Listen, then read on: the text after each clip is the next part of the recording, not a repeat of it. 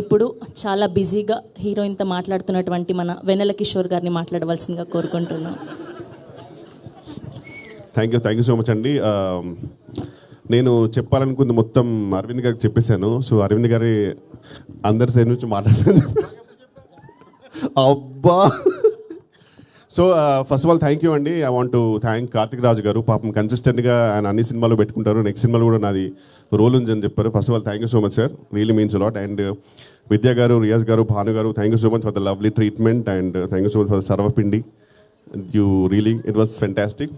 And Srivishnu గారికి thank you so much sir. నిజంగా మొత్తం మిగతా అంతా ప్రీ రిలీజ్లో మారదాం, కొంచెం హరి ఉంది. బట్ అరవింద్ గారికి it's always a delight to meet you sir personally, seriously.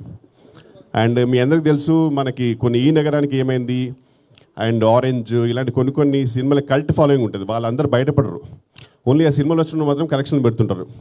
అలాంటి కల్ట్ ఫాలోయింగ్ ఉన్న హీరోయిన్ కేతిక శర్మ గారు. సో ఆ ఫ్యాన్స్లో నేను కూడా ఒకరిని.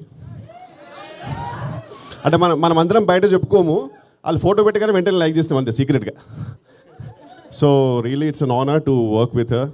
అండ్ అలాగే Love Today Ivana garu, it was really a delight working with her.